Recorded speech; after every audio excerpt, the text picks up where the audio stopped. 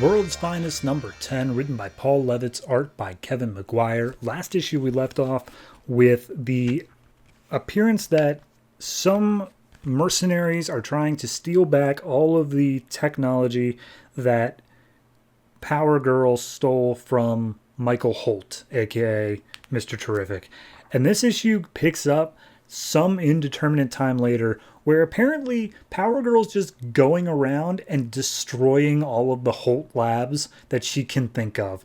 So apparently there was a in industries in Micronesia that was hit by a freak lightning storm, and Huntress is hearing this over the news, and she's like, how are you? Lightning's not one of your powers. How are you doing that?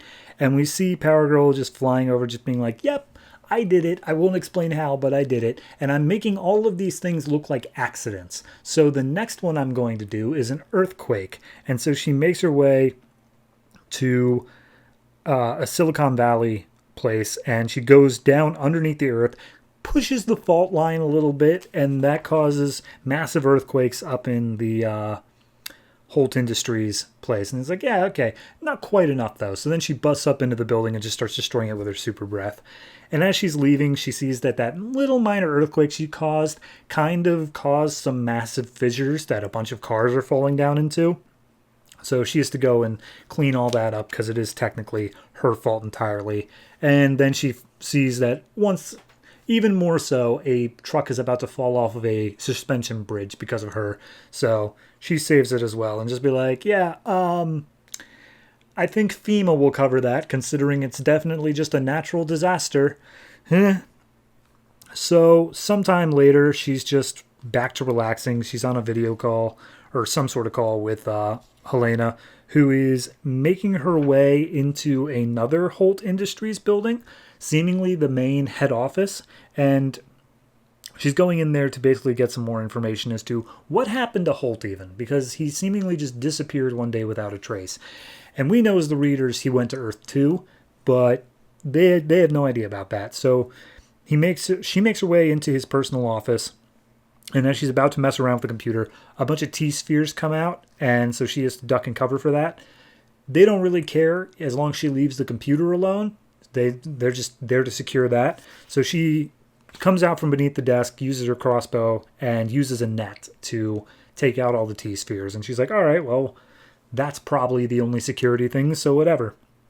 So she's about to start hacking in when all of a sudden, we all remember that Damien died. And so she gets a call from Karen saying, hey, your brother from another universe didn't quite make our meetup rendezvous date. So hard cut to Gotham. She and Power Girl are in front of Damien's grave, and she's like, why do I lose everyone I open up to? And so Power Girl flies away, just being like, I'll let you be alone with them for a while. And she's crying in the rain when she hears someone approaching the grounds nearby, and she's like, crap, I cannot deal with meeting Batman right now. I can't stand meeting my sort of kind of dad. I gotta get out of here. And so she ducks and covers and hides. She whistles for Power Girl to come back and grab her, and as Batman is approaching the gravesite, she takes off, and it seems like not even able to get a glimpse of her, but who knows. So then we cut back to the main office where Huntress was breaking into. They recognize that there was a burglary, but nothing is missing, and they can't figure out what big deal is going on. This is just your general security. So this is the cops who are coming in. So then all of a sudden, I forget her name, Alika, that's who it is. She's from the Mr. Terrific run. Alika steps in being like, oh, thank you, officers, for taking care of these T-spheres and investigating the burglary, but our own internal team will handle this from now on. And they're like, sorry, I misspoke before. This is actually Michael's personal address. This is his home, not his head office. So he's like, ma'am, this isn't part of the business. This is a personal address. Therefore, you don't really have any jurisdiction here. And in order to stand down, as you claim we want us to, we need to talk to Michael himself, who isn't around.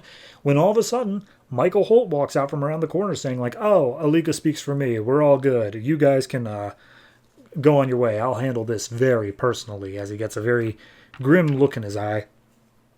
And then we just follow up with a one-page epilogue of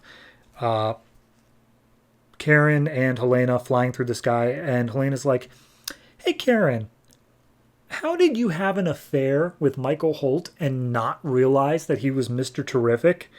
And she's like, oh, I mean, he was plenty good, but I wouldn't say terrific. Ah, ha, ha, ha.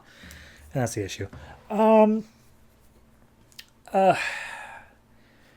I know that, like, the Requiem little mini crossover event thing where everyone that's ever met Damien just kind of deals with the fact that he dies, but, like, this felt so tacked on. It felt so much of just an interruption where